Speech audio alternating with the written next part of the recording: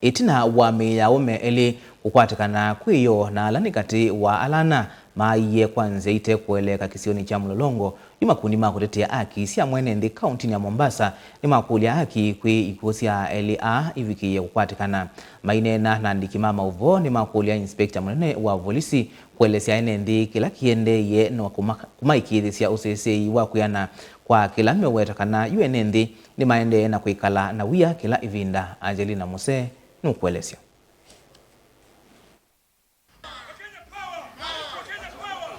Uneni wa makundi au kama muthenya umwe itino wa mwe wa Justus Mutumwa na Martin Mwauna ala ni kati wa atatu ala maiye kwanza ita kueleka Mlolongo kukwatikana valayu makule Inspector General wa polisi kutia wiyane kwithwa nuwa mwetu ni kukitana na siko siya enendi kutekwa nyera. Kenyans received heartbreaking news regarding the discovery of two dead bodies, that of Justus Mutumwa and Martin Mwau, who had gone missing since December 2024.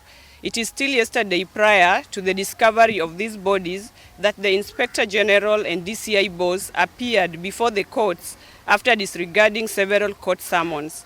Kenyans are confused, disturbed, angered and left with many questions than answers. Tumeungana pamoja na Wakenya wote nchini kukemea na kupinga na kuonya ubaradhuli na ubepari ambao unaendelea nchini.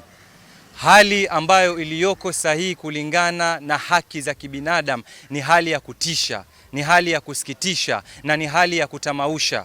Vijana wanauliwa left, right and center. Ingine makuli akikuyemesia LI vikiye kukwatikana ni kumuna na ikusio mawetekana ni undu wa kumacha enendi kwa yemoko ni mavolisi na itina ni kukwatikana matetha ayu undula mawetekana wende kumekia enendi wia. Of police with the powers vested upon him as all officers and resources at his disposal to ensure that Kenyans are not only alive but also safe.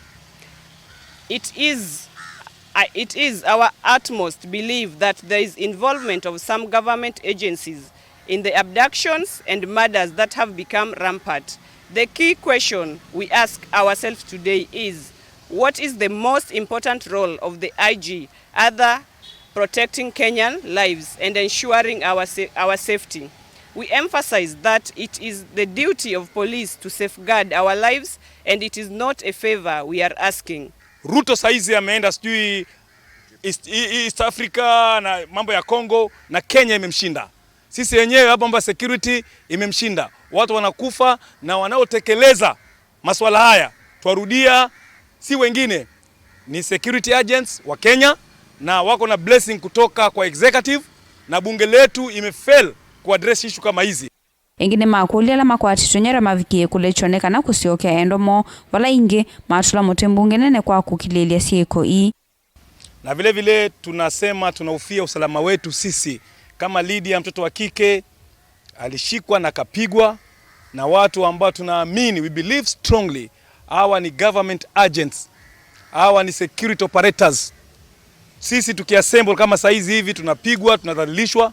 Hatuwezi kubali. Hii nchi si ya serikali, hii nchi ni ya Wakenya ambao wanalipa ushuru, na what we want is services na protection ya mali zetu na usalama wetu. Wanawevoni makuli ala matesikie vala maima vikiye kulechoneka na mavikiye kusiokea endomo na ala matito ni dhayo mesio vikiye kutungi wangalama. Ngilivote ya vilingi wa mauvo kuma kaunti ya Mombasa ni itawa Angelina Mose.